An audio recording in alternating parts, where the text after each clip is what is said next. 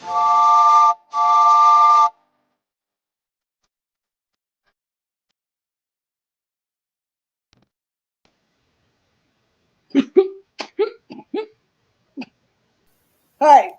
Hi. Hi. Hi. Too much smoke. I don't know what I'm doing. You got to lay off that dragon's blood stuff. Ooh. Hi, guys. Welcome to the show. Welcome to Well, That Was Weird. That's Erin Bush. Hi. That's Carrie Hopper. Oh, no, that's Carrie Hopper. No, that's Carrie. That's Carrie? That's Carrie. That's Welcome. Good You're start. recording everything now, aren't you? Hi, guys. Yes, welcome to Well, That Was Weird, a metaphysical comedy of errors with Carrie and Erin. We've got, hi, Mom. That's my mama. That's the mama. We've got a lot of really cool stuff to bring you guys. We've got a lot to talk about, and we certainly we want this to be very interactive with you guys.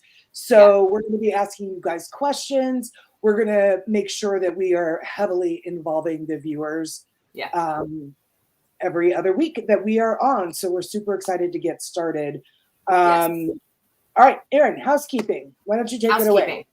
Okay, so a couple things. One, super excited to be here. As we have appropriately set the show up, this is probably going to be a train wreck of epic proportions, but hopefully in the best way. The biggest thing I think for me to address is that we won't be discussing anything about the Conjuring House controversy that's going on right now. This is my happy space, and I'd like to keep it that way. Of course, I'll be referencing the farm with experiences and things like that. I can't avoid that part of it. But for my own sanity, I'd like to avoid the topic of what is going on at the farm. So that's the biggest one that I had. You got anything? Nothing really. Really just want to, set that expectation that there will be zero discussion about what's going on there right at the moment. Right. And that doesn't mean that as we were talking about our abilities or different things that have happened to us, that doesn't mean that we're not going to talk about our experiences at the farm. Correct. But yeah, so Jen Heinzen's here. Hi. Hi, Jen. I'm looking forward to meeting you one day. Erin that'll happen. Beautiful things about you, Jen. And her husband too. We love him. And her husband too. We love him. Yes. He called to tell me. They called me about a little bit before the show, and when I answered, Corey's like, "You're gonna fuck this up so bad." And I'm like, "I love you too, mean it." But I love that because that's the kind of friendship that we all have at this stage of the game. Right. Yeah. Right. And that's really how we build this entire show. So, either way, it's a win. Exactly. Really a win. And I've learned a lot from the two of them on, some of the things we'll get into down the line, grounding and protecting. I needed some extra stuff. And so I had gone to them and some other great friends. So I have learned a lot from all the people in my life that are in this field. And it's really a super amazing thing. Oh, the other thing I wanted to address, Andrea update for everyone. She wanted me to tell everybody that she is feeling good, that she is kind of preserving her energy right now. And that she is super grateful for all the well wishes and the messages and the energy and the love. But she doesn't have enough hands and or fingers to be able to respond to all of them. So I know she's doing a galactic call-in tonight remotely up at the Michigan Paracon, which a lot of our friends are at this weekend. But she just wanted to, maybe he is in the right. Maybe he is right in his head. You just never know. Maybe we're the ones not right in the head. Maybe we're the ones not right in the head. One of our other great friends. So yeah, that was the only other thing I had was just Andrea asked me to pass that on because I taught her a little bit ago. Good. And I think that's it for housekeeping as far as I can think of. Sort of anything like that. Yep.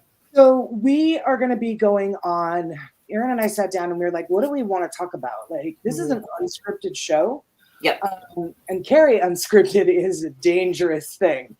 As they say, I do like to be as surprised as everybody else by what comes out of my mouth. So we're going to go on this together. Hi, Jen.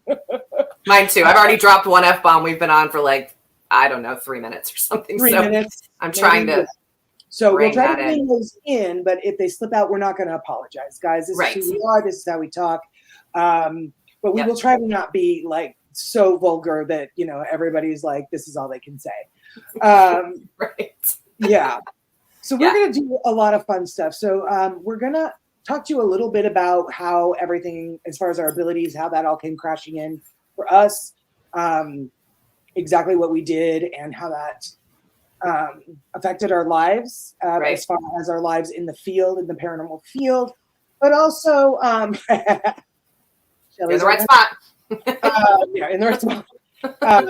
But also like how it affected our life outside of the paranormal field. Like, Yeah. how did it affect our interaction with our families and our friends and our parents? And, you know, because Jobs. this is something that I mean, I couldn't hide it when it happened. It was not something I could hide.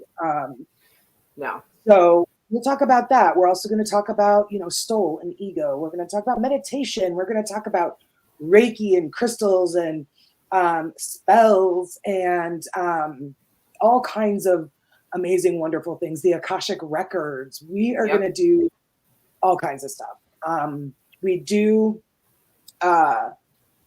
If you guys have any questions along the way as we go, certainly pop those into the chat. And then, it's been really shocking. It's been really shocking, especially after Carolyn and, you know, so of course, as always, we're always sending her as much healing light and love that we possibly can. So, yeah. And she feels it. I mean, she said the other day that she really, and you can hear it in her voice. Like, she's definitely taking advantage of everything that's being sent her way, whether it's, you know, energy or it's just prayer or love or whatever it is, whatever people are sending. She is absolutely receiving all of that and already, I think, getting some of the benefits of that. And, you know, she's one of those people where neither one of us would be sitting here if it weren't for Andrea. So, for sure. You know, we have to give credence to that as well. But yeah, I think, like you said, we're going to discuss kind of how this unfolded for us, because, you know, there's a lot of us out there who didn't figure out this side of ourselves until we were adults. Like, my journey started when I was like 40. I'm 45 now. And it has fundamentally changed me as a person, mostly in a good way. But I do think it's one of those things, you know, people talk a lot about, you know, spirituality and how, you know, I get a lot of times, I don't know about you, Carrie, I get a lot of, oh, is it just a matter of meditating? Is it buying the right crystals? It's just, it must have been so easy. And I guess the upside is we've made it look easy, I guess, or it's that a lot of these people didn't meet those versions of ourselves before we started this journey. Yeah, I have coffee. I'm the non-drinker of the group. So yes. Here we are. There's her mug. It's on our thumbnail. My wine glass. This is actually from the Battleship North Carolina. This isn't nice of mine because mine's in the dishwasher, I think. Anyway. But yeah, I think it's one of those things where everybody talks about like the intro is, you know, oh, it must be like, you know, unicorn farts and glitter and happiness and meditating peacefully. And it's really not that for most of us. I think, you know, when we talk about doing the work, which is probably like my least favorite phrase of all time because it gets so overused, but it's the only way to describe it. If you're diving into this and you're starting to embrace it and really, it's not about meditating quietly so much. It's about allowing I've always described it as pulling like the worst parts out of yourself, coping skills and things like that, and learning to love them too. As opposed to trying to hide those parts of yourself, hate those parts of yourselves. It's trying to make you whole because, you know, again, light, dark, everything's got a balance. Right, exactly. But I think the most important part is kind of how we started with all of this shit. Yeah. So you want to go first or you want me to go first? You can go first. Okay. Or do you want to drink your coffee and I'll go first? No, I can go. Okay. So and some people already know this about me because I've done enough shows. I'll try to keep it not boring and short. But back in 2019, I was a paralegal at a boutique law firm here in St. Augustine. I was, you know, happily married. I've got a, you know, great little condo half a mile from the ocean, you know, perfect little life, right? I've been sober for a couple of years already, but I was absolutely miserable. Couldn't figure it out. Knew there was some trauma I needed to deal with from some other things. And I had done talk therapy, but I hadn't really gotten much out of it. It's always how does this make you feel? And not that it's not great, because it is. And I am very much a proponent of talk therapy, medication, whatever it is that people do. For sure. But I was missing something like in my soul, and I didn't realize it. So I happened to get linked up through my sister with this woman who is a therapist, but then also a shamanic healer. So she's a medium. She's an energy healer. And I started going to her actually for counseling sessions, for therapy, to deal with some stuff. And I think it was the first session. She's like, "Oh, honey, you've got abilities." And I'm like, I don't know what that means. Because at the time, the extent of my spiritual knowledge, and I said this, I think, on the town hall the other night, and maybe on the show last week, is that the only thing I knew was that the chakras were pretty colors. And that's literally all I had. I didn't know anything about crystals. I didn't know anything about energy work. I didn't know nothing about nothing, as they say in the South. Right. Yeah. So we started doing tandem. So it was therapy, but then also working with the shamanic side of things, starting to learn about meditation, which we'll get into. But what I wasn't prepared for, and she told me this, Mom's, your Diddy says, "Hey," that's not Southern at all. But what I wasn't prepared for was, and she told me, this is a Pandora's box. You cannot go back once you open this. Yeah, we'll get into that as well too. Yeah, you're yep. But at that point, I thought, I got nothing to lose, right? So we started doing past life regressions. I did one of those, did some Akashic record work. So I just she kind of put me through the paces with a lot of things. And when she started working with my third eye, which I'm pretty sure was relatively well calcified by the time I got to her, that's when the chaos started for me. I mean, it's, we went from, okay, let's explore this, to crying in the corner in the fetal position because I started hearing things. I've always kind of had that where I'd hear my name, like I always say, it's on the wind. Hi, friends. Love your faces. But I was, starting to get visuals. I was starting to feel things. I was, and it was all happening at once. And it felt very much like, spirit or, whatever's on the other side was basically like, oh, she's got it now. She's aware that we can communicate. Yeah. And so they were just hammering me. Yeah. Right. So, once you kind of get over that initial crush of what the hell is going on, then I walked straight into shadow work, which is, that's a whole thing. But I think for me, I realized very quickly on, I was in law, and I started not being able to handle it because energetically I was starting to learn a lot about how energy worked in the body. The lady I was working with, her name is Catherine Heimsfeld. She told me, I think you should take a Reiki level 1 course just so you get sort of a crash course in how energy works in the body. So then I just happened to fall in love with Reiki. But that was really kind of my base knowledge and where to start on how energy worked. Yeah. And I just happened to luck out that I fell in love with it. But the shadow work side of things, which we'll talk about that as well, about killed me, I think. Kind of a crash course with this. Like I felt it feels like every new thing was just like a crash course in this, that, or the other thing, including shadow work. It was like, well, here's the gist. Good luck. Right. You have to, because really you think about it, we all have very different abilities. We all get our information very differently. Like I have medium abilities? Yes. But my lane is energy work. Like that's where I get most of my information through my body. So I don't, do readings and anything like that. And I've taken a hiatus from the energy work as well, just for a little bit, but it was really hard. I started not being able to go. I was having a real hard time at work because I was picking up information about clients that I hadn't picked up before, things that I had no way of knowing. Eesh, yeah.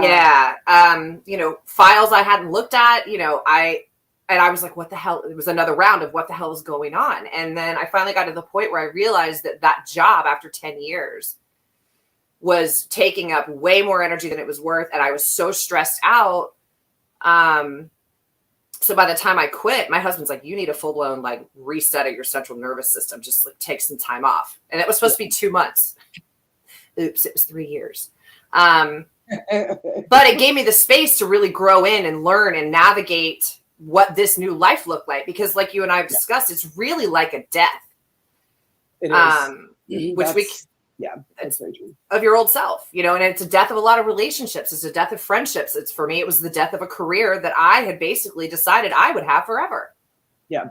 Was I happy about it? No, but it was just kind of like, all right, well, we're already here. This is, you know, pays pretty well, and they seem to like me. All right. So we'll just stick this out forever, you know?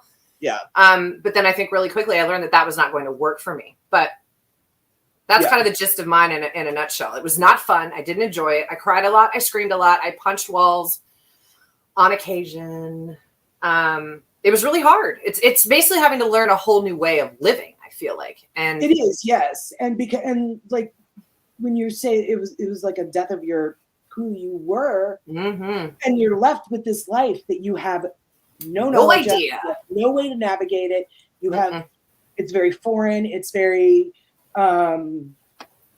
scary. So yeah, it's tell yours now, because that kind of slides right in, because yours was much more severe than mine was. Right. I'd say. So I had always had abilities, and I knew that they were abilities since I was young, but they weren't really. And I've always been an empathic person. Always. Yep. Learning never ends and growing continues. That's for the rest of our lives. Yeah. Yep. The rest of our lives. But it would be little, like, I don't know, like small stuff. Like one day I was talking, or I was going to go to my cousin's house. I was like 9 or 10, maybe 11. I was visiting my grandmother, and I was going to go down the street to my cousin's house and hang out for a little bit. And she had, in her bedroom, she had on her wall pictures of all the family. And up against that wall, she had a chair. So I put my foot up on the chair to tie my shoe. And right at my eye line was a picture of my Aunt Maud and my Uncle Glenn. And my Uncle Glenn had died years before when I was really young. My Aunt Maud had gotten remarried. And I was tying my shoe, and I happened to look up, and I looked at her, just her. And I was like, oh, Aunt Maud, I love her. We haven't heard from her in a while. And so I tied my shoe, and I grabbed my key, and because my grandma was out with some of her girlfriends. And as soon as I shut the door, her phone started to ring. And I was like, okay, well, so I ran in and answered it. And I don't even remember which family member it was, asking to talk to my grandmother. And I'm like, oh, she's not here. She and her friends went to go get their commodities. They'll be back in, whatever time. Right. And they were like, okay, well, please tell her to call me right away. Maud and her husband, I can't remember what his name was, had just been killed in a car accident. And I was like, snap. So that was probably the first thing. And as I got older, especially in my teenage years when I was driving and stuff, I would always wake up and have this feeling that something bad was going to happen, this like ball of heat right here. That something bad was going to happen. And it would stay with me all day. And then it would be something like my mom got a flat, or I locked my keys in my running car at the grocery store. Or so it could be any sort of like someone stole all the rims off my car once, like when these came. So it could be really anything, which was another scary facet of it. Was like, well, something bad's going to happen today, but I don't know who, I don't know what, and I don't know when. It's a crapshoot. Hooray. Right. Good luck to anyone who knows me, because it could be you. Bad luck roulette, as it were. Spin the wheel. Let's see what it looks like today. Right. So then fast forward years later, I have a child. He grows up. He graduates high school, and he no longer needs mom, and mom is bored. So I decided to, I called my friend Archie, and I was like, had been drinking. I admit it. And I was like, hey, you know what we should do? We should start a podcast. And he was like, how drunk are you? And I was like, well, a little, but it doesn't mean it's not a good idea. And so History of a Haunting was born from that. And because of that, we started going to and tiptoeing into paranormal investigations and things like that. And that's how we met, Tony and Sheree Rathman, Chris Allgood, Dr. Keeler. And then we moved back here, and we were planning Trans-Allegheny, a private overnight at Trans-Allegheny. And we invited, it was Chris and Audra and I were planning it. And we invited Tony and Sheree invited you. And you came in, and we got to know each other. You were all going to the Paracon in Vegas. And you were looking for hotel rooms. Hotel rooms were very expensive. And a guy that I had known for 30 years was a GM at one of the hotels in Vegas. I was like, hey, I know a guy. Let me give him a call. And he hooked you up with a really smoking rate, waived the resort fees. $59. It was amazing. Not gaming. I didn't know what rate he was going to give you. It was amazing. It was great. It was like the best thing ever. Yeah. So that's how we met. Yeah. That's how we met. Mhm. And then through you, I met Andrea, and we all had gone down to Con Carolinas in Charlotte, I think the following year. Yeah. And that's when Andrea we all had gone out to dinner, had a great day, spent the whole day together. We all went out to dinner. And that's when Andrea, what I lovingly call, did her mojo whammy on. Where, for those of you, if you're not familiar, Andrea has a really unique gift in being able to open somebody's third eye. And we're talking blow it open in Carrie's case. I can't. Shit. That was a very different perspective. I'm geeking out right now. They're great. They're amazing. They are great. They're really great. Look, Victoria, look. I forgot. Oh, well, yeah, you're a good friend. You forgot her necklace. I know. I didn't put any necklaces on. I'm wearing a black shirt. You can't see anything, but I have it too. Mm-hmm. But yeah, so you get the mojo whammy. You leave. Everything's good. And then I get a phone call. Panicked. 2 hours later? Or was it the next day? No, it was the next day. It was the next morning on my way back. Yeah. Yep. Now let's regurgitate that what did conversation. Andrea do to me? Mm-hmm. Because it started off really, really weird. Like I told my mom when I got up, I'm like, my brain feels heavy. And she goes, your brain? Yeah. And I'm like, yeah, it felt heavy in my skull. Mm-hmm. And she was like, are you hungover? Did you drink? And I'm like, I didn't have a drop of alcohol at dinner. And it just felt heavy. That's the only word that I can use to describe it. I didn't feel nauseous, nothing that you would think that something wrong with your brain. Right. I had nothing. So I was like, I don't know, it's weird. So I had gone and gotten my prescription the day before, and I just tossed the bag on my dresser, went into my room, grabbed the bag, opened it up, grabbed the pill bottle out, and immediately got a flash that the person that filled my prescription is going through a divorce. Mm-hmm. And I was like, what? I dropped the bottle because I was so stunned. I was like, what the hell? Yeah. So I was like, well, that was weird. And that's where that started. Right. Because that's what Aaron and I say to each other every time we get a new download or a new ability. A new something starts, right? Well, that was weird. Something starts, yeah. So I'm in here in my office and I'm doing some work on the podcast later. I just kind of wrote that off. Like, okay, Carrie, it's your imagination. You're being ridiculous. And so I'm here in my office. Now, I bought this home 3 years ago. It's a new build house. And my feet are on the floor, carpeting, just like they are now, no shoes. And I get a flash of the man who laid the carpeting where my feet were at. He set a big gulp there on the plywood of the flooring when he was putting down the, what do you call it? That squishy multicolored stuff. Pad or whatever. Yeah. Yeah, he was putting down the padding. He put a big gulp where my feet were touching. And I rolled back and I was like, what is that? Yeah. And it just kind of went on from there when I realized what was starting to happen, because it happened with literally everything you touched. Thing I touched.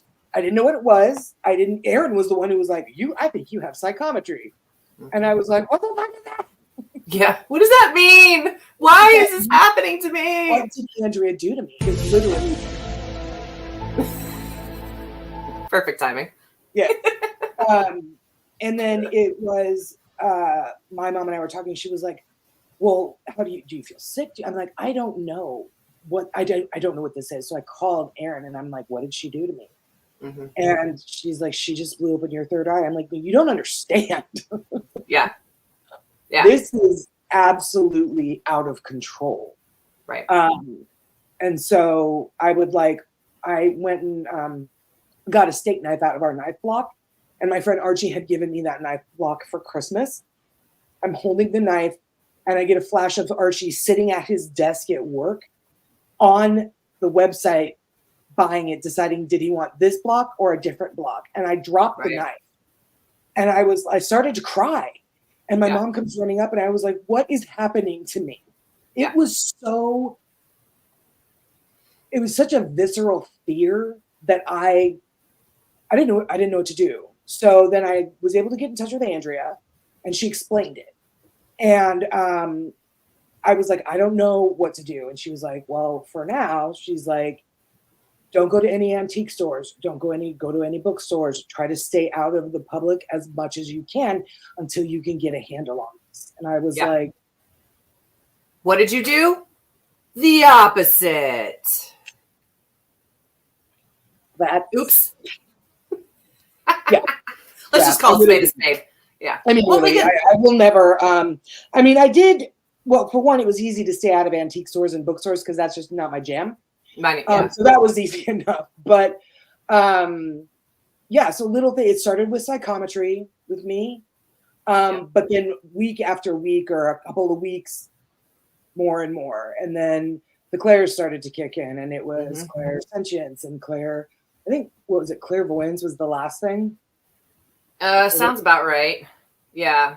Oh, and we'll say this too. We see questions coming in, and that are tying into this, so we'll definitely get into those too. Yeah. Well, and I think I remember finally you called me at one point, and you were like, "I'm just really glad I picked up a lighter today," and it was just a lighter. And it was just a lighter. Yeah, I remember that. Well, for you, you were looking for, and I think that's what a lot of these questions are pertaining to, is how, like, you get, the psychometry end of it, like that. Yeah. And I get the energetic feeling of like, and this is the dumbest comparison ever, but I'm making it. Anybody who's seen Twilight, we've all seen it for the most part, the girls anyway. And he's in the restaurant and he's like cat, dog, relationship. Energetically, that's what happens to me. So it doesn't happen to people I'm close to, fortunately, because I don't necessarily want to know all that. But you get within, 100 yards of me and I'm already, I kind of get the same kind of thing. And for you, it was the psychometry. It was the visuals you were getting. For me, it was the energy. I was getting visuals as well. That is not my strong suit, but you're now having this whole new, all this stuff happen. And like you said, what the hell is happening to me? And that I think is one of the reasons why doing the show is so important, because it was a shit show for both of us. Different times. Hard. It was really hard. And then it was really hard. And I said, I felt like you had said just a minute ago, I felt like a part of me was dying.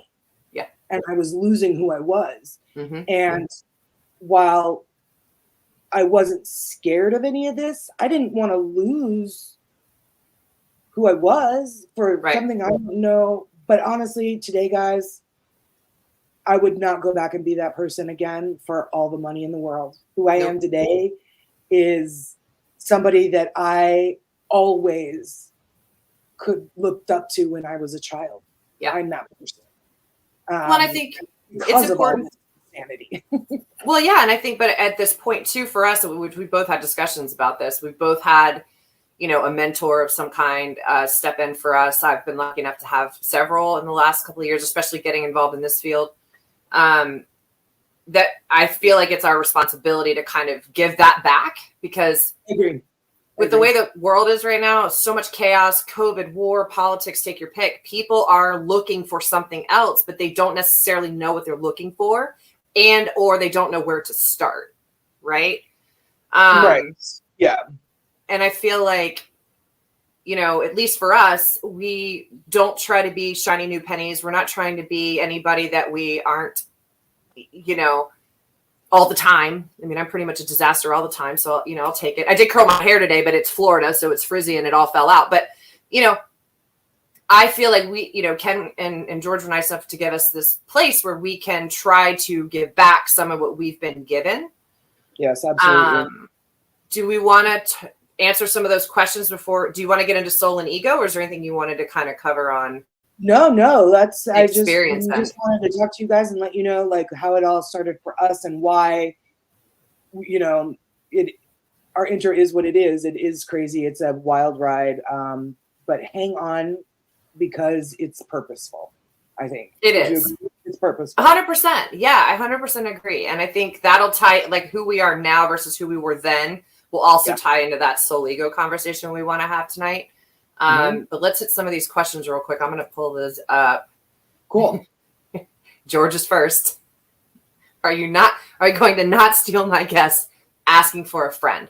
So No your guarantee. friends have already got all the guests, and they're coming up in episodes for the remainder of the year.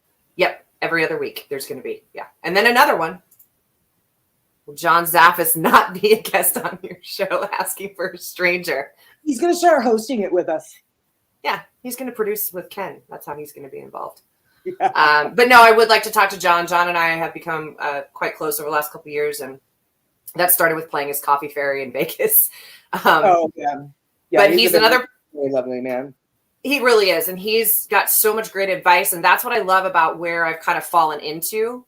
Yeah. Because you get these amazing people who know more than you do and are willing to take the time to help you navigate whatever questions you have. So like when I go to these events, I spend my time asking questions. Like I don't take a lot of pictures with people because I'd rather like pick your brain, right? But I may have to ask John to see if he will, because John knows the metaphysical side as well as the paranormal side. So we'll see if we can get him to come play with us one night. Michelle's another one. Sorry, we didn't mention this prior to the show, but Michelle, we want you on the show. Yeah, because Michelle makes some pretty badass, powerful, obviously she's got the exorcism, demonologist side. She's very, very knowledgeable, but she's a damn good creator of sprays, protection. She's got that metaphysical side too. And I think for us, it's interesting to get to talk to people about the other sides of themselves. Yeah. Yeah. We like Tori wants to come on and talk rocks, because nobody loves rocks as much as the three of us. So we will have guests. Yeah. But primarily, I think Aaron on the other night on Sunday night, you had said we're not going to really be a guest-based show, and that's correct. That's true, George. So no, I'm not going to steal all. We won't steal all your friends, I promise, because we don't have anybody left. You guys have interviewed them all. Okay. Next question is from my dear friend Cindy, who I met at Strange Escapes in St. Augustine when I met Andrea. What's the best way to dive in? Getting feelings, emotions from people or situations that they are going through. Writing is what comes to me, but I feel like there should be more. Go ahead. Do you feel like there should be more? How? Like, or you should have more abilities, or your ability should be the writing is what comes to you? Do you think that needs to be a little more fleshed out? She's an amazing writer. She's written a couple things that were real sweet for me. I think writing was what comes to her naturally, but I think also and it's something you and I both struggle with, is trusting what we're getting. Yeah. Right? I mean, because again, we don't get our information the same way. We certainly don't process it the same way.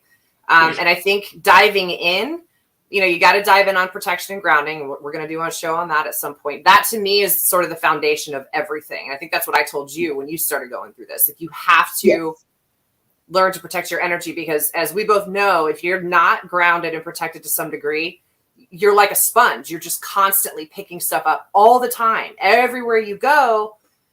And I know it's heavy. And then like you've been at Target and you were fine when you walked in, and then you come home and now you're being an asshole and you're like, what the hell happened to me? I was in there for 10 minutes. You crossed somebody who was an asshole or was having a bad day or whatever.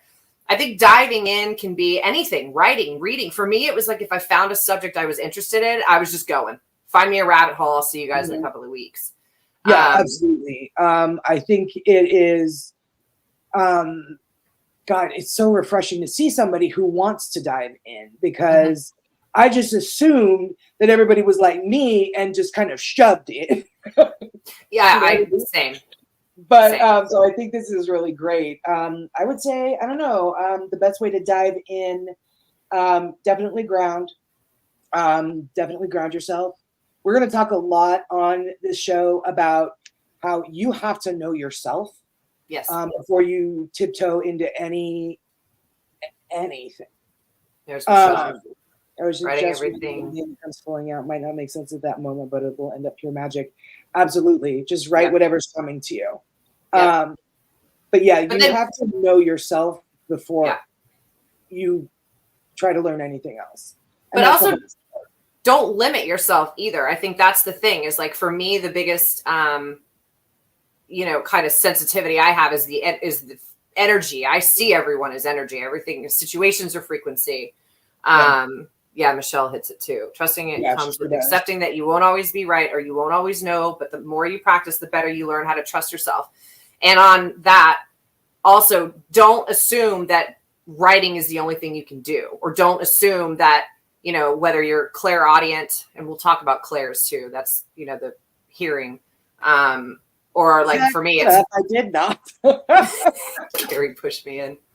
But leave yourself open to other things, because if you have one sensitivity, chances are good you have more than one. You have So more than one, yeah. You don't want to like pigeonhole yourself into that one thing unless you're just comfortable there right now, and that's where you want to kind of start as your base. But just be very aware of your surroundings. You know, for me, it's always what's my body telling me. Your body will always tell you everything you need to know. We all talk about that gut feeling. That is true. We all have it. We've just been societally conditioned to shut that off. You know, Right. So that's my suggestion. You know, keep reading, keep writing. You know, find areas that you love, and then just be open to anything that comes up. And then obviously Cindy's got my number. She can call me anytime. Yeah, absolutely. You're more than welcome to reach out to us anytime. If any of you have any questions, you can DM us on Facebook. And I mean, who knows? We might end up, you know, getting might do like a Facebook page for it or something like that. Yeah, absolutely. That would be a ton of fun. All right. Hopefully that answers Cindy. Yes, that helped you a little bit. Huh? I was telling Cindy, hopefully that helped her a little bit. Yeah. All right. Our next one is Miss Michelle Welker. What strategies do you use to keep yourselves from getting visions of people without permission? Carrie, that's more your wheelhouse with visions.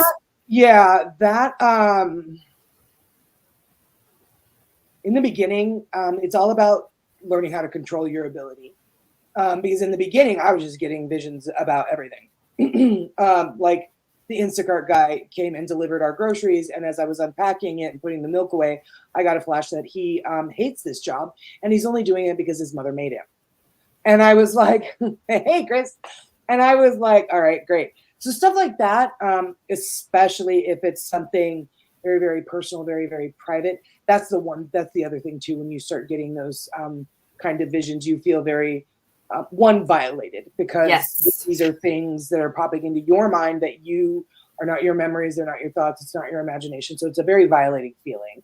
Yes. You feel almost like and for me, it's the energy. You feel like you're invading someone's space. Yes. And you feel very voyeuristic.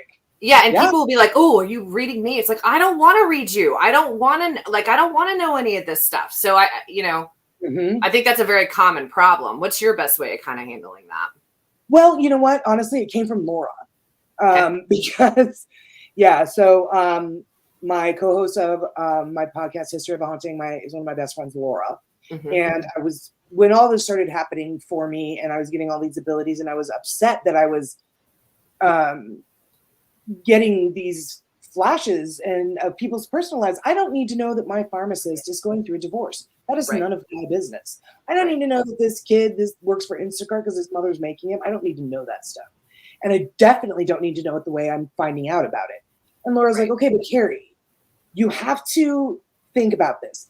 What if you were standing in line and picking that prescription up, and you just happen to overhear the pharmacist tell her coworker she's going through a divorce?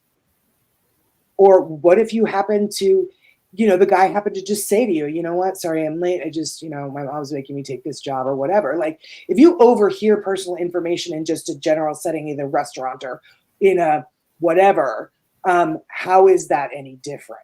And you almost kind of have to look at it like that. And once she said that, I was like, okay. Because honestly, you're not going to be able to control everything. Once you start working with the boundaries of your specific ability you're working on. I literally love you both. I hadn't heard that. I find that really interesting, Laura's perspective. I think that's really, really, because you're right. You can't always shut it off, but you can, for me, it's your perception of it.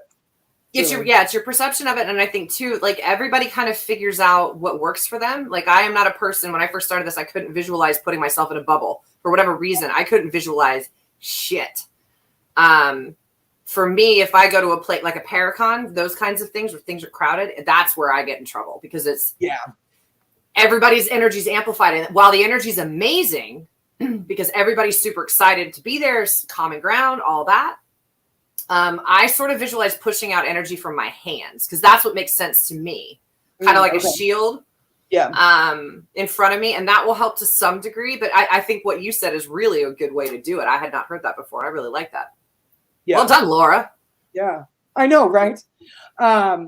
She's going to watch this after she gets home from work. So she's going to love it. You know, the skeptic made it to the metaphysical show. Right. I for sure totally get that. But on the same way, like you wouldn't pursue that conversation that you were overhearing, meaning you may get a thought, but you don't dive into it. Right. Yes, that's exactly right. That's exactly right. We'll cover that meditation too. Like abilities are kind of elastic. Yeah. Like the more you use them, the more you work them, or they're like a muscle. They're like a muscle. They'll get stronger. But sometimes, you're just going to hear things or know things that you don't want to know. And unfortunately, that's the downside of it. You know, just like there is, the downside of everything. Really. Yeah. And what I like about this show too is we've got people, all these other people that are in this space, that are also tossing up amazing bits of advice and information. So obviously, please look at those too, because we're all kind of trying to figure this disaster out together. So, which is why we have the show, which is why we're all here this evening. So what's the next one? Jonathan said that he seriously needs help opening his third eye. Now, knowing Jonathan personally, I know for Jonathan, I think a lot of it for him is trusting what he's getting a little bit, believing that it can happen to him. Yeah. But in a good, I think you have to be willing, because I think, Carrie, you would agree that everybody to some degree has some type of extrasensory ability, right? I think so too. Yeah. Everybody.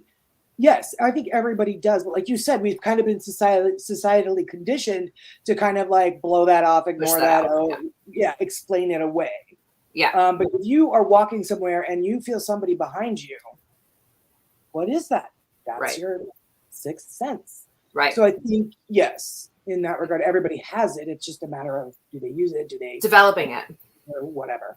Yeah. But and I think too, I think for a lot of people, when you're in a situation like that, I think the universe kind of decides when it's your time. And there's a lot of groundwork. Opening it. And that definitely does take some meditation. Which, meditation. Meditation's going to be really key for that, I think. Yeah.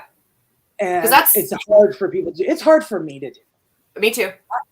Like I said, I pulled this meditation pillow out. 30. Yeah. Right. I pulled my meditation pillow out and it was covered in dog fur and dust. That tells you how often I've been meditating. But there's a lot of different pieces things you can kind of learn as tools that you kind of have to build as the groundwork for yourself. Yeah. Which will also, I think, help you start getting the confidence. Because so much of this too is intention setting. Instead of telling yourself, I can't open my third eye. Because again, the universe is only going to give you exactly what you're putting out. So if you're telling the universe that you can't open your third eye, or I can't do this, or whatever that is, that's exactly what the universe is going to give you. So, and you're also telling your brain that that's what's important, that you can't open it or you're struggling with it or whatever. And so your brain is like, hey, remember, you can't do this. Correct. Kind of a thing. Yeah. And that's part of that battle of where this sucks, because you have to start, navigating almost like not a false sense of confidence, but you have to put it out there to the universe. Intention, I think, is so much of that. So I think for Jonathan, telling yourself, putting out of the universe, I can use my third eye. I have a powerful third eye. Start setting that intention and starting to believe it. But if you keep shutting the door on yourself, then you're going to stay there, would be kind of my thought on that one. Hey, my mommy's here. Mom, your friend Chris Allgood is also here. Hi, Miss Nancy.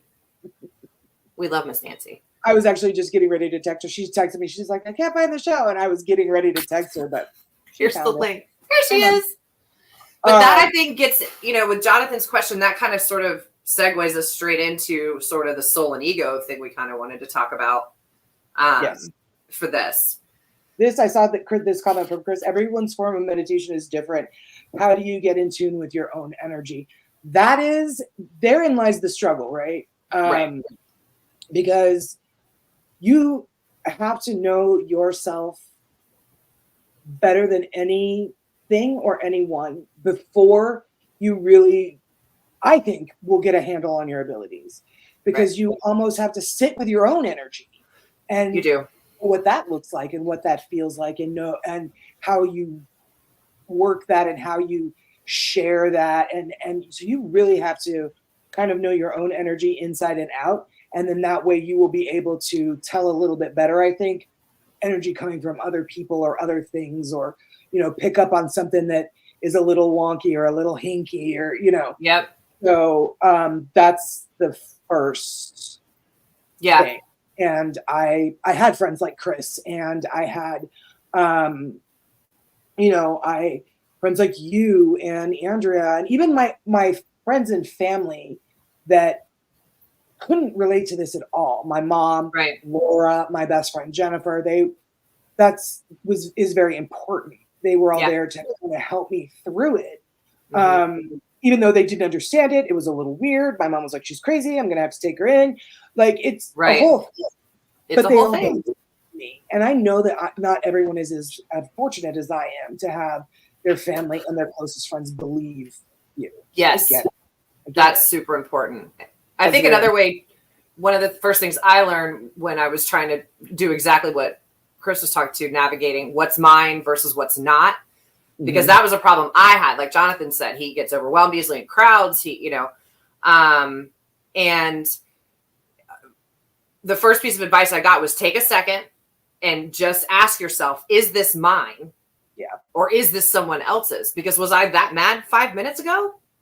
Nope. Did something happen to make me that mad 5 minutes ago? And now I want to punch somebody? Like, that's not mine. So I think like anything else, it's like you said, it's using a muscle. It's, if you're going to learn these tools, you have to use them. If you don't use them, then they don't work, right? You have to make your learning and stepping into this type of space a priority, because it is going to take over your life whether you want it to or not. You know what I mean? Yeah, see, and that's the downside. That's the really dark side of this. If you have these abilities and you don't want them, one of my lifelong friends had these abilities from when we were children, and I didn't know it until 30 years later. Yeah. And he didn't want it. He hated it. He didn't want it. And like you said, Erin, once they know, you described it so beautifully. And I always say this, is that people that have these kind of abilities, we just glow differently to those in the spiritual world. Mm-hmm. And I think that's very true, because once they know, and then everybody knows, because it's all, like a bullhorn.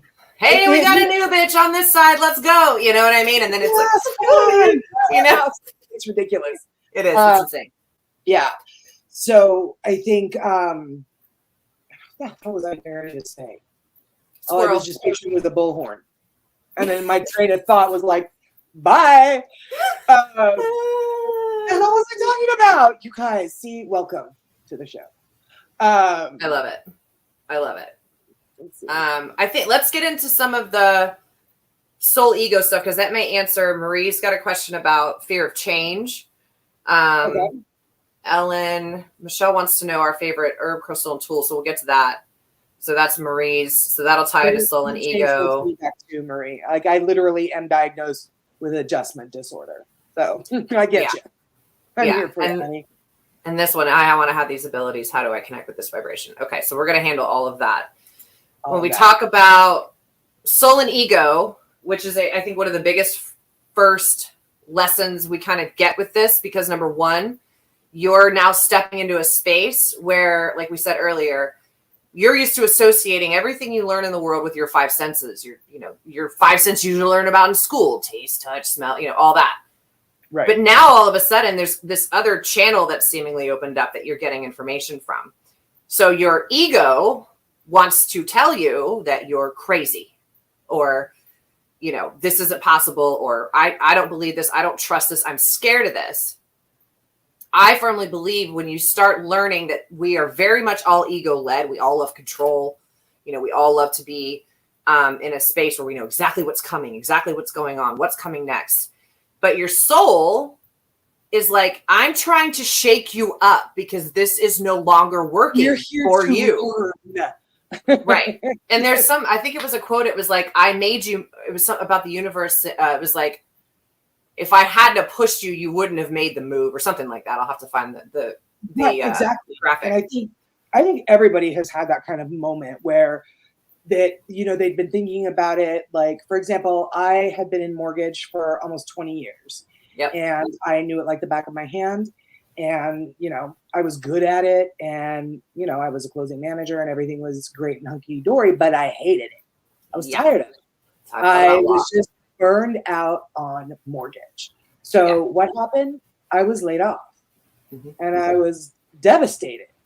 That one hurt. That one really hurt because I've been with that company for 7 years and I'm like, I'm sorry, what? Right.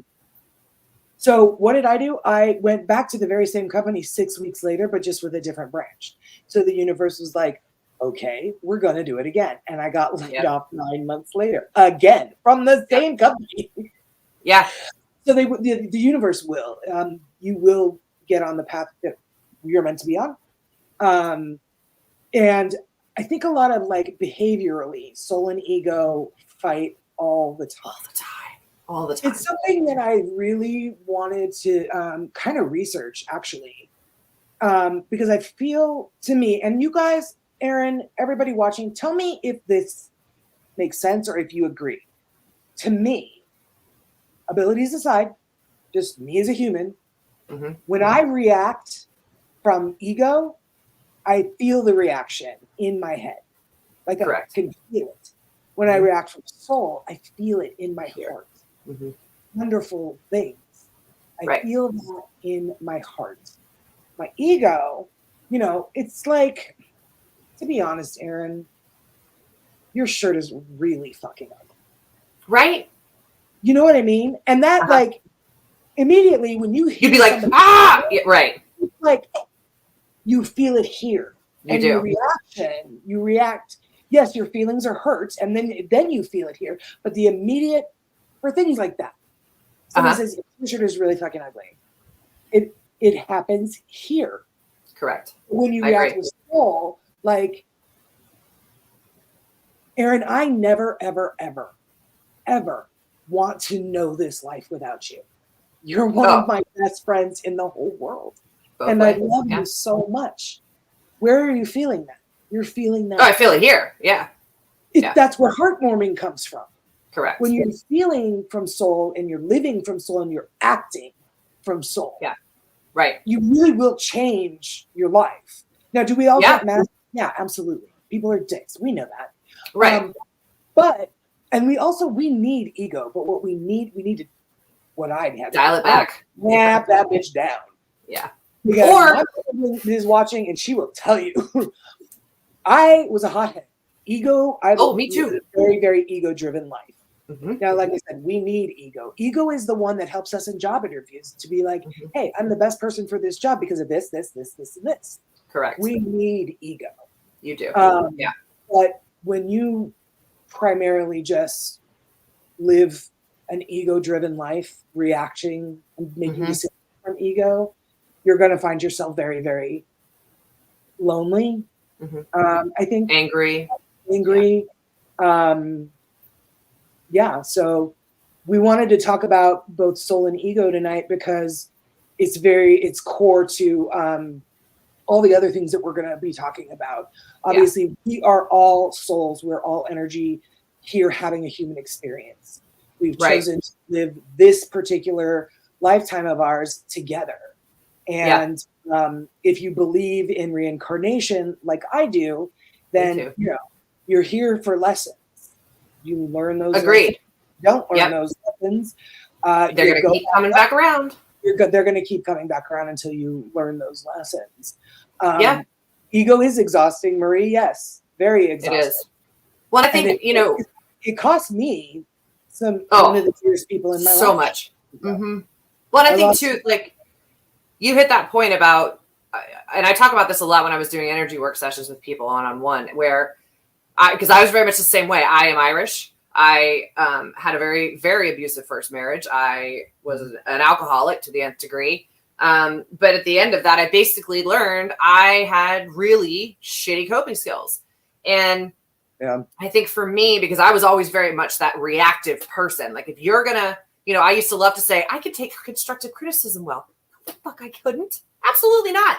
So, somebody would call me out on something and I'm instantly like defense mode. So the thing I learned is finding, ego makes you do stupid shit as well. And as in the words of one of my closest friends' mothers, you play stupid games, you win stupid prizes.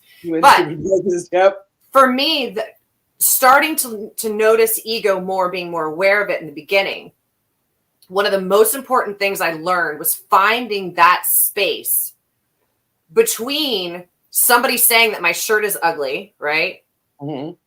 And blowing them out, or just giving myself even like a second to be like, okay, this isn't actually about me. It's not. This is, you know what I mean? My ego thinks it's about me. This person may have just had a shit day, or, who knows what happened to this person?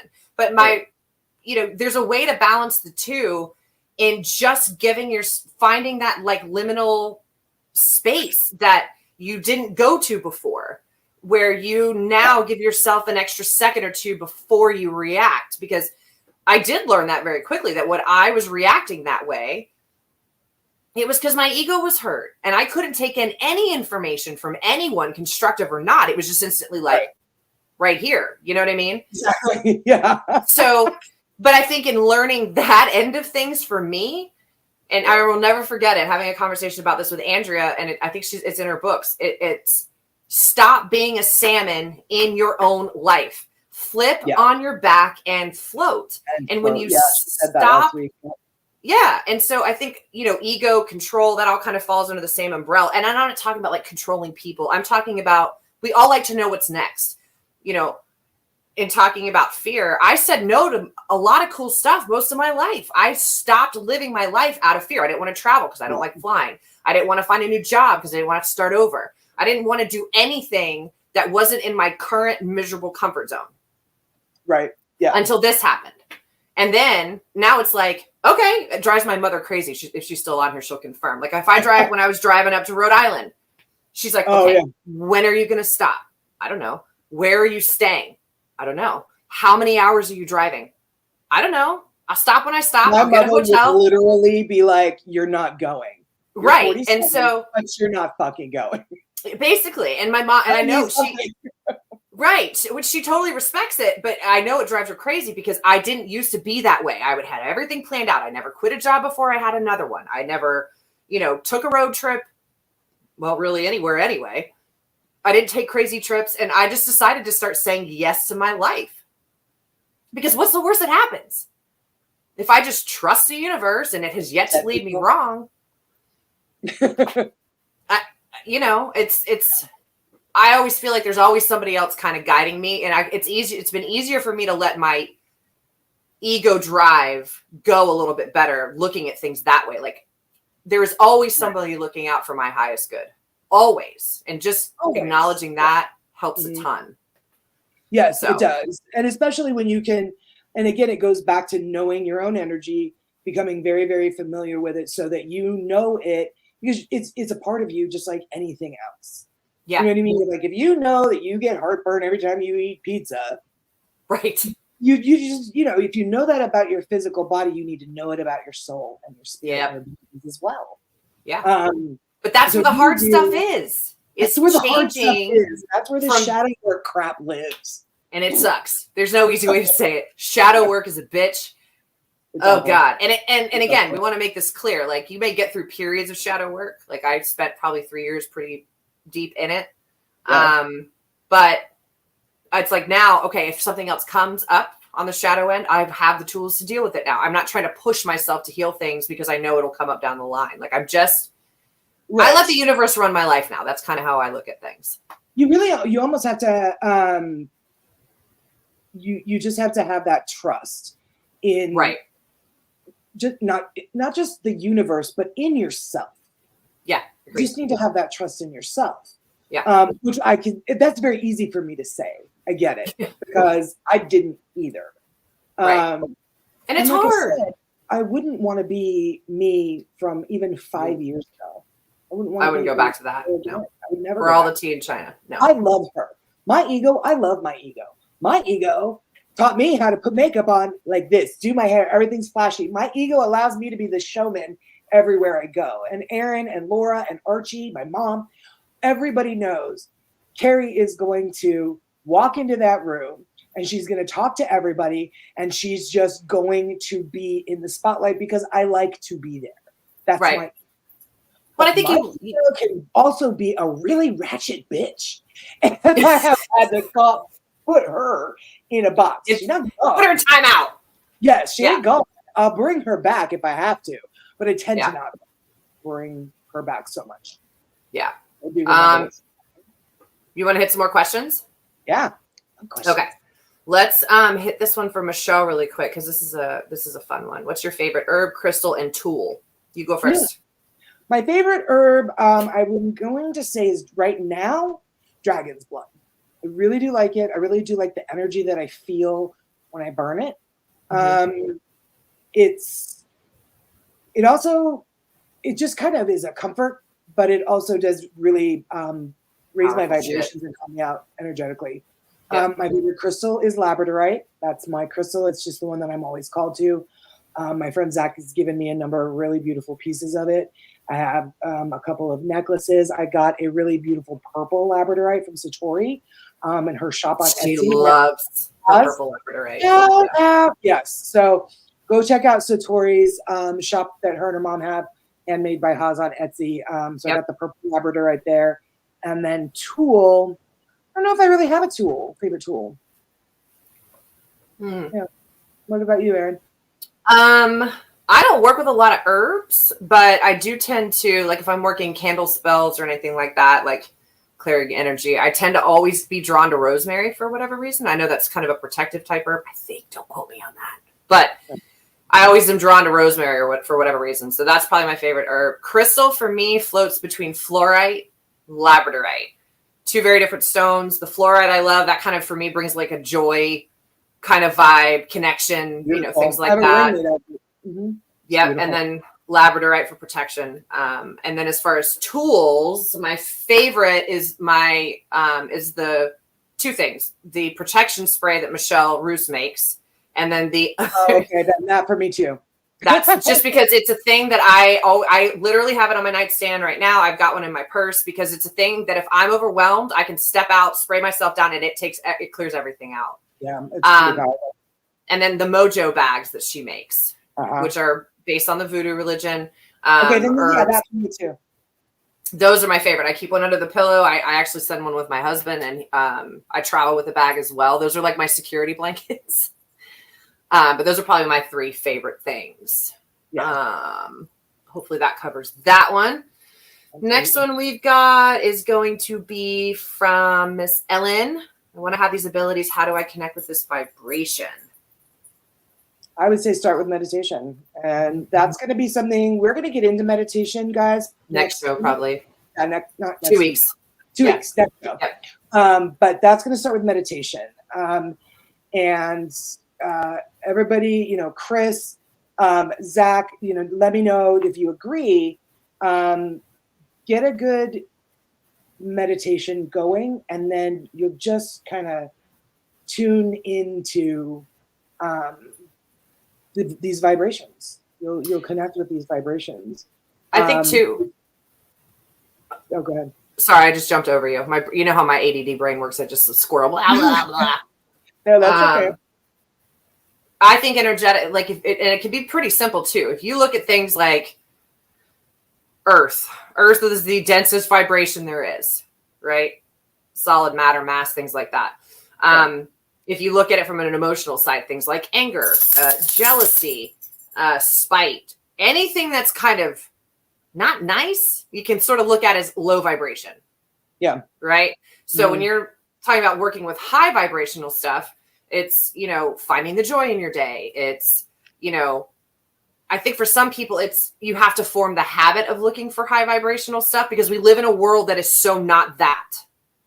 Yeah. The world we live in, the society current state of the planet, all that shit is as low vibrational as it gets. So you have to make a choice to step outside of that. Like, don't watch the news for 24 hours a day. I know you got to have the information, but just stop it. You know, balance it with some high vibrational frequency music, which we'll discuss that as well. Yeah, I think tapping into those types of energies is a choice. And not only is it a choice, but it's also a muscle that you have to practice, because you have to sort of start to look for, in a world where everything's low, you have to look for things that are high. Those are things that make you happy. You know, helping somebody open the door. This show, you know, these are things that you can actively seek out to learn the difference. But it's kind of like if you're leading with ego, that tends to be in a negative light. Like if your ego's in a negative space, you're being reactive. That's low vibrational. If you find the space to give yourself a minute to kind of step back and approach it differently, that's a high vibrational choice. And you start out with slower shifts. You'll notice little differences, which can be kind of annoying, because once you start figuring this shit out, you're like, I want it now. And that's just not how it works. So let's just set you up for that now. Yeah.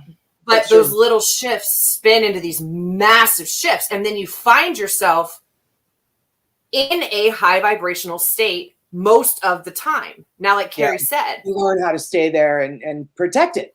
Right. But that doesn't mean that we don't still get pissed off, that we don't still want to punch somebody in the mouth, that I don't want to cuss somebody up, down, and sideways, that I still hate drivers who drive in the left lane in 60 miles in a 70 mile an hour zone. I want to not do nice things. I want to, you know, but we're human still. But you still get to have a choice of which realm you typically live in more. I try to live in a high vibrational side, but I also accept that I'm going to want to punch people who drive. I'm from Atlanta. We drive like Indians. Right. We're humans. We're having a human experience. Right. And all of these emotions that are negative, that are positive, that are whatever, they're all human emotions. Yeah. You know, once we die and we get up there, there's no jealousy, there's no envy, there's no room for those. Those are just human emotions. Yeah. Down here, we're humans. We've got to be able to, like she said, choose the realm that you want to live in. And I do remember I remember talking to you about that probably just before Andrea did her Mojo Whammy. Mm-hmm.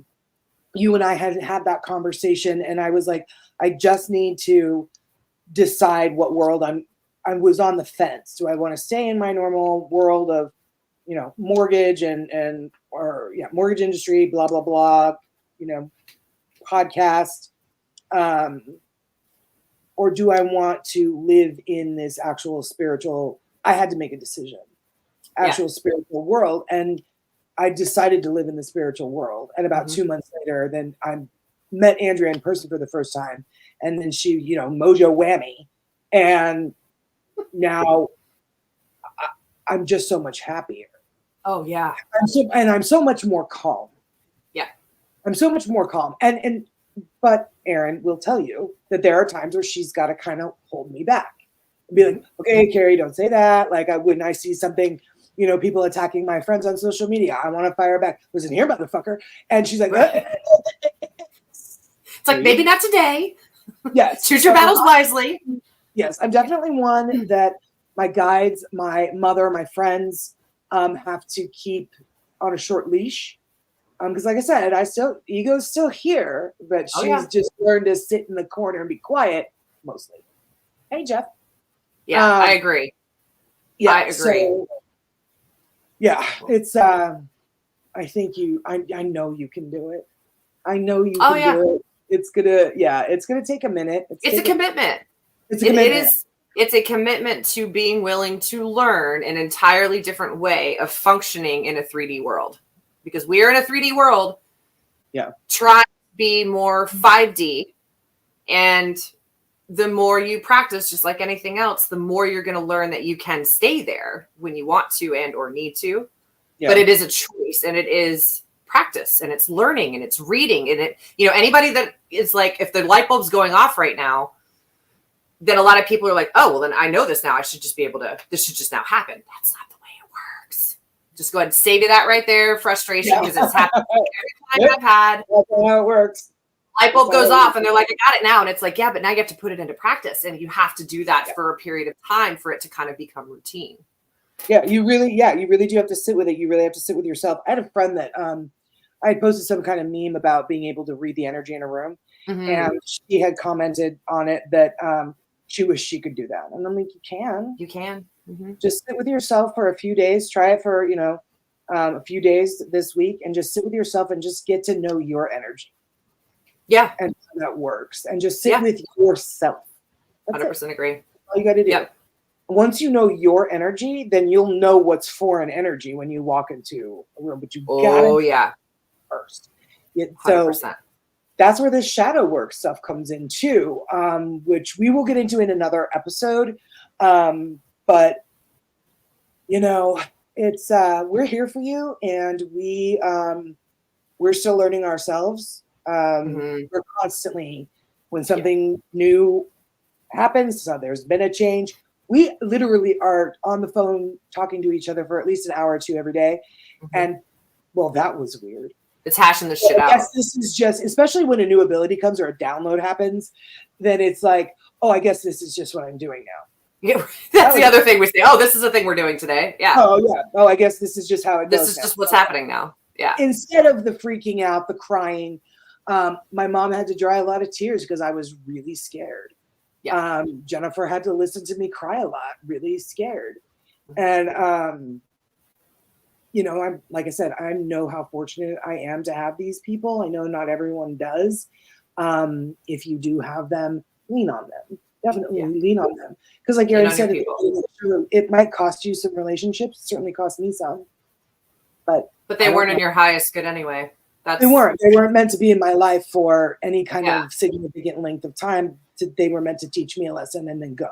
And then move on. Yeah, the universe will, if you don't, like you said about jobs, and same with me with job, like the universe will, healing is not linear.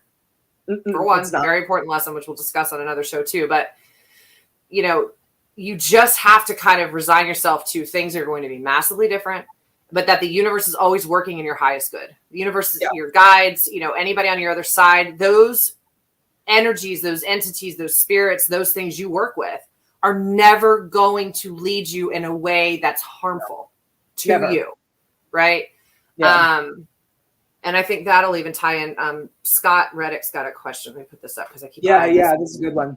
And then Liz's too. And I think that's it for the questions that I think we covered everybody else. Yeah. All right. I know that I don't have these abilities, at least not to the level you, Chris, or even my wife, but does having intuition constitute having some empathic ability?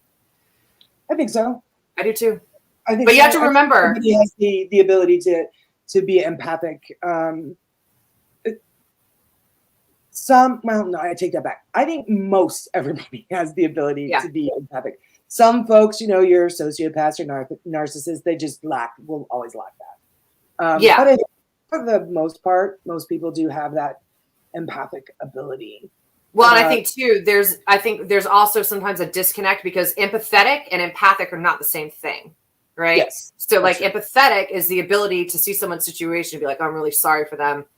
You can empathize, you can, whatever that looks like. But being an empath, which I'm guessing is what Scott is discussing, is that ability to pick up on information that you should, or feel something like, when you walk into a room, if something doesn't feel right, like Carrie said, or your spouse walks in and they haven't opened their mouth yet, but energetically you're like, oh, they didn't have a good day today. Bad day.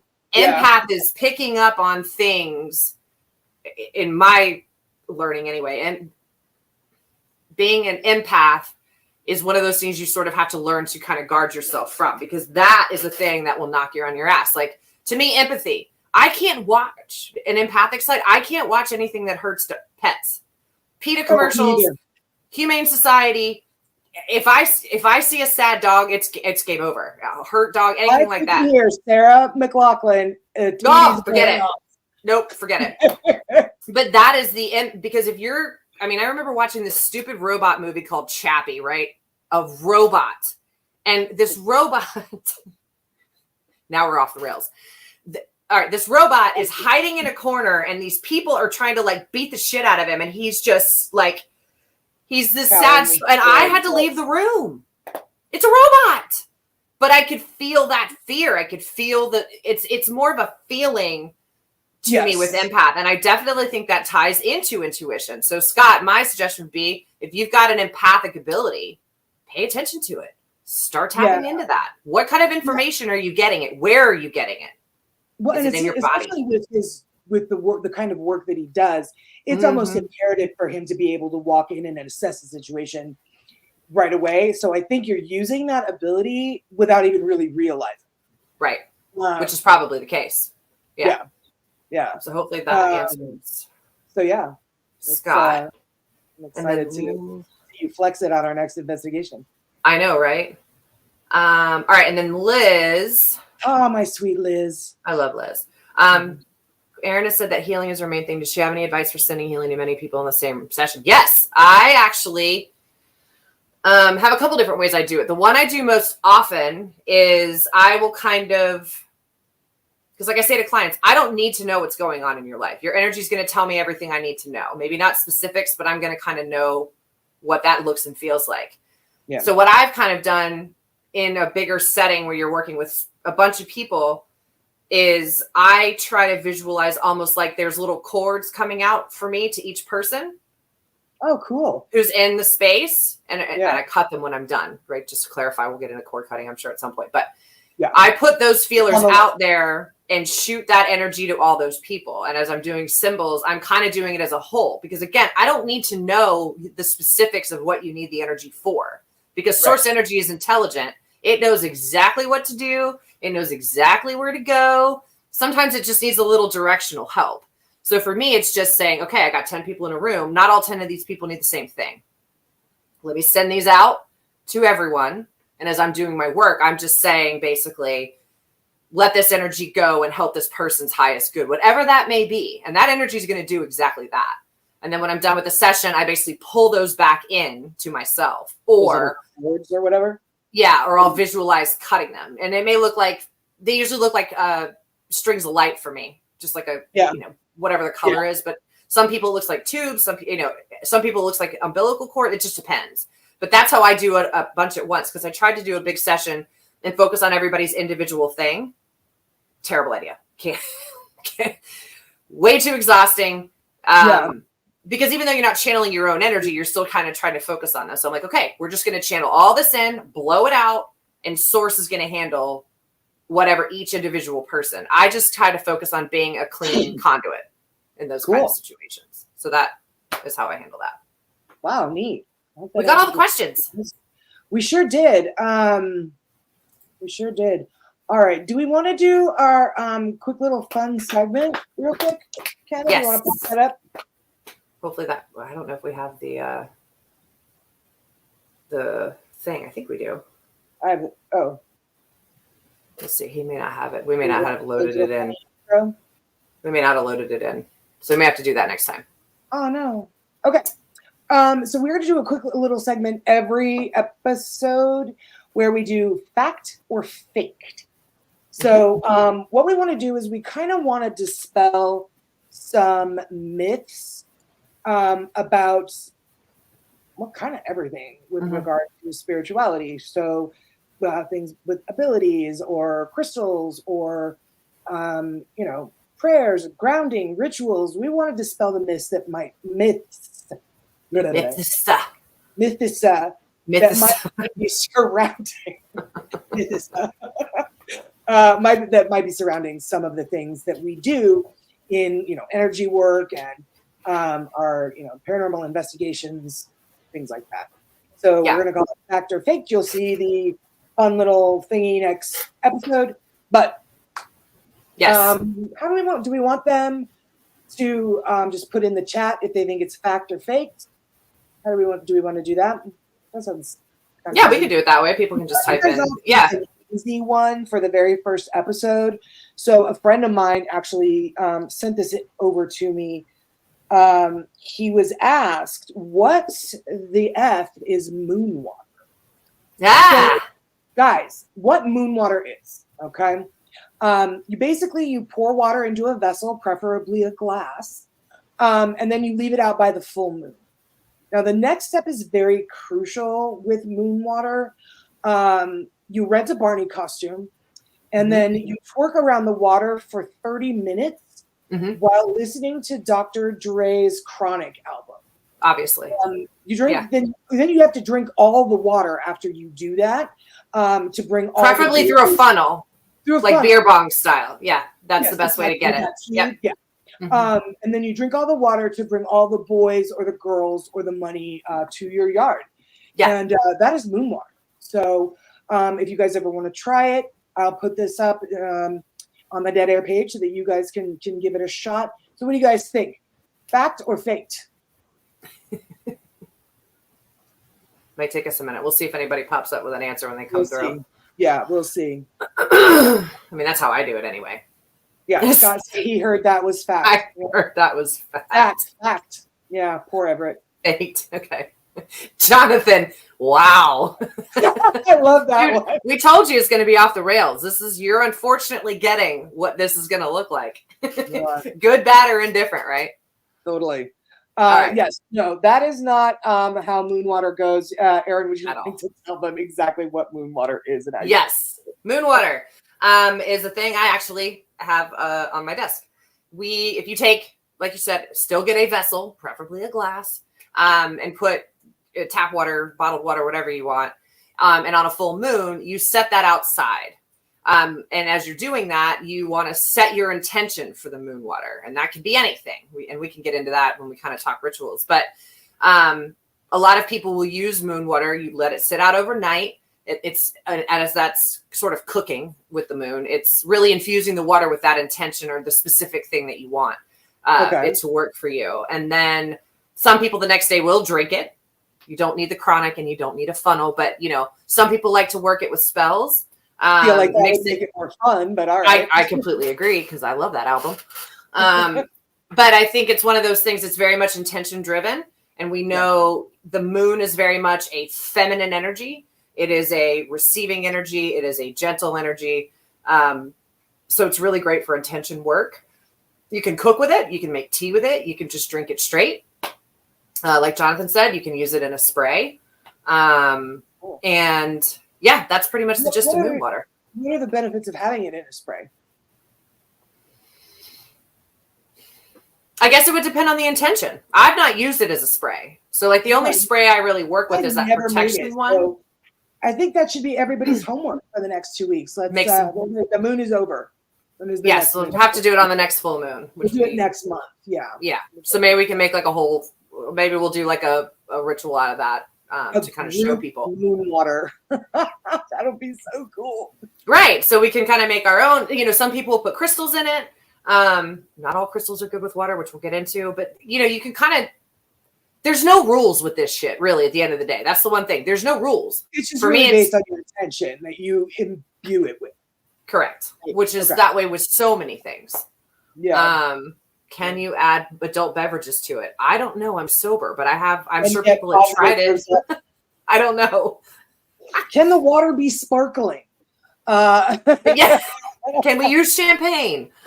I don't know. Somebody should try it with an adult beverage and let us know how it gets Only back. You don't throw up. Yeah, exactly. Right. Yeah. I love it. But again, it's intention based. So like Shelly asked if it's cleansing. It can be if that's what your intention is. If your intention is to bring more abundance into your life or, get rid of insert thing here. I need non-procrastination moon water. Right. So it's all intention driven. It's just a really good way to infuse it with that moon energy. But cleansing, you use, a lot of people use the moon to clear the crystals, things like that. So yeah, it's definitely cleansing. Yeah, I do that with the shop. Yeah, I put it all out overnight and all the new ones anyway. Yeah. That we get. So we're going to talk about all of that as well too. Do you guys have any other questions? I feel like, can you cover it while it is outside overnight? Oh yeah, good question. I don't want my moon water get a spider in it or something. I usually cover mine because I live in Florida and there are skeeters all the time. But that's also why you use glass, I think. I think. Don't quote me on that.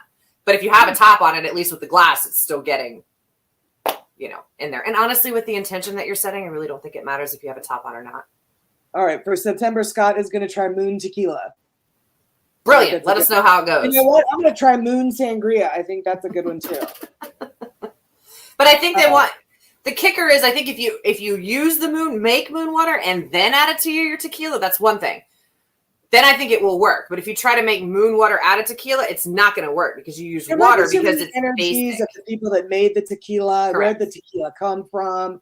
Just keep it with how water. does it deliver? Like there might be too many Right. energies in tequila. Yeah. Add it to your alcohol, I guess. If you're going to try that, just make the moon water and then add it and then let us know how that goes. But I do not know how that works. I've never tried it. Wow. This is our show in September or the full moon. That's going to be wild. That's everybody's homework. Okay.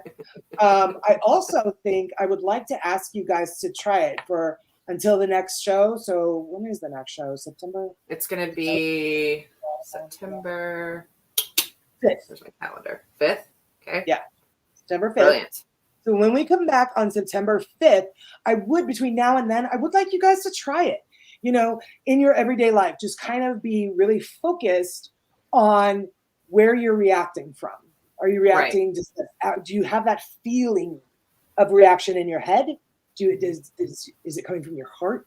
Just kind of, that's another way a good practice to really get in tune with yourself as well, is to find out how you're reacting and just kind of take note of it and see, are you really mostly reacting from ego, from soul? Do you actually feel it like I do?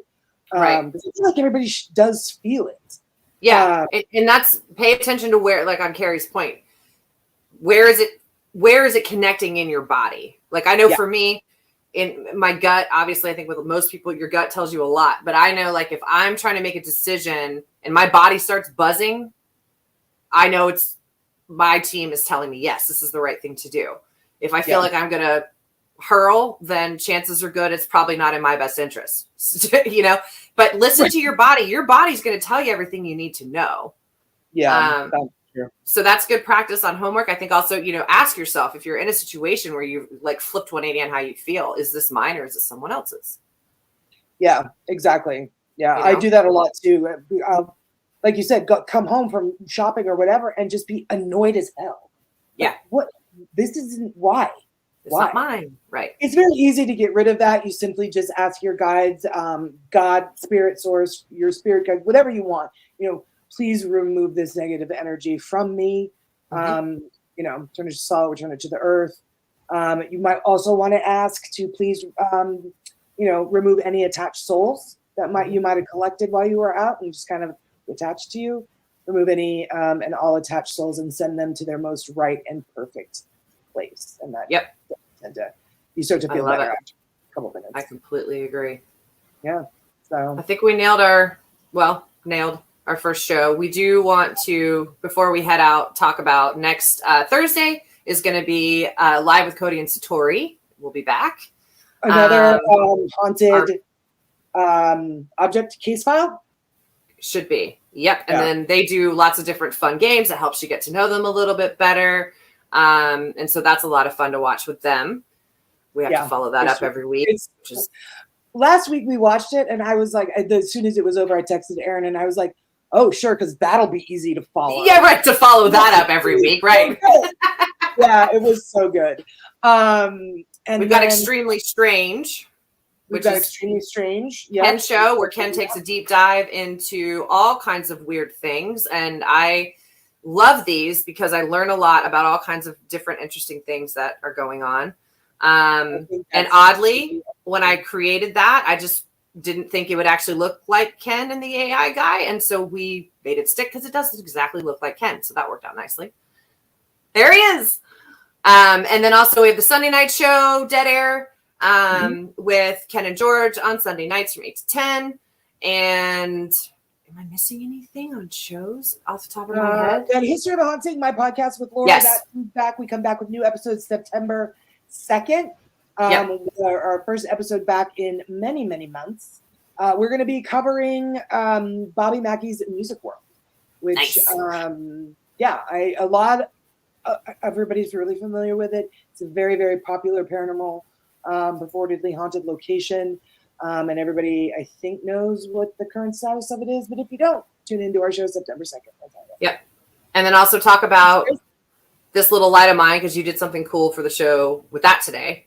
Yes. But first, Scott has a question. What do you do to shake off negative energy that you were targeted with? My wife would like to know. I think, and this is, We've had this happen. we have had this happen. Yeah. You are in control of exactly how much you allow that energy to affect you. That's my personal opinion. If you stay focused on that, it's going to affect you. If you decide that you're in control of the situation, that person's energy, it's like with curses. Curses, I think most of the time are only as powerful as the person who thinks they're cursed. Believes in them, yeah. Believes in them. But there are ways to cleanse your energy. You can with water. For me, it's jump in the ocean. You can burn sage. You can burn incense like Carrie's got. We both burn dragon's blood. And then frankincense and myrrh together. Is excellent together. Burn them together, incense sticks. We learned that from Michelle Roos.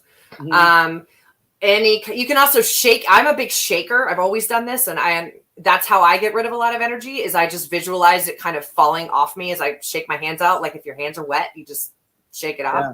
Oh, hey, take a bath in moon water. Bath in moon water. Attention is, remove negative. Do I have selenite? Selenite. I don't have my selenite in here.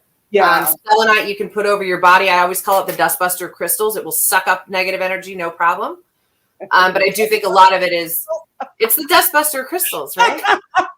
I love it. You know what? Yeah. She just got a brand new stick of selenite. We did gift bags for our OSR event, nice. The whole thing, and we put a selenite bar in it. So that will help a lot. Brand new one. So use that. And you kind of go over, kind of. Yes, Jonathan, black tourmaline, obsidian.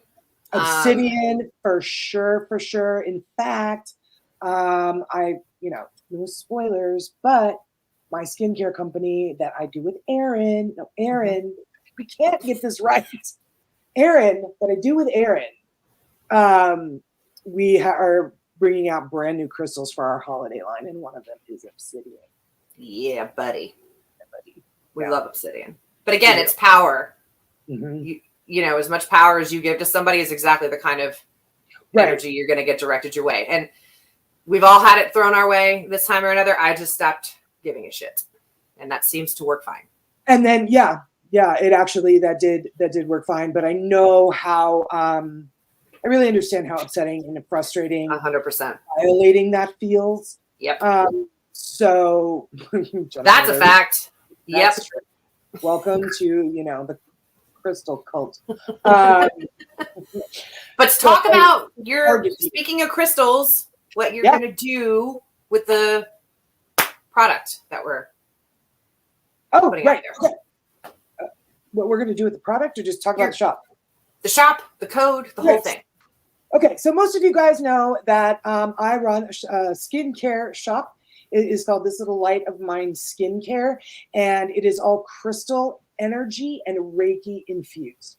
And Ms. Erin is the Reiki master that infuses everything. So we really kind of do run this together. Mm-hmm. We would love for you guys to come and shop with us. All of our summer line is currently 40% off because I got to get that crap out of here to make room for the fall line, which drops September 1st. So please help me out and help me clear these shelves. Go buy we got body scrubs, we got shimmer body oils, magnesium oil sprays, which are flying off the shelves. They're amazing. Yes, she has one. So I don't fall out of my chair. Magnesium spray. Yeah, magnesium sprays are very, very popular. Websites rolling through the bottom, thislittlelightofmineskincare.com. And everybody watching, if you use the code WTWW, well, that was weird. WTWW 15, you'll get an additional 15% off your order as well. So 55% off. I don't think that's such a bad deal. No. Run over and grab yourself. And it's only on our Totally 80 summer line, just so you know. But yeah, we've got a lot of that song is in my head, Carrie. Right. All of our eight popular 80s songs. So we've had Wake Me Up, Time of My Life, Kokomo, all of them. Kokomo. Mm-hmm. Yeah, all of them. The fall one's going to be fun too. I'm excited for the new stuff too. So good. We're starting to send out samples. I don't know, Liz, if you're still here. Should have gotten a sample in your order. Liz is one of our best clients. And so we are sending out samples of the fall and holiday line with every single order. So you guys have a good idea. Good night, Marie. Jennifer, night, Marie. I run around my.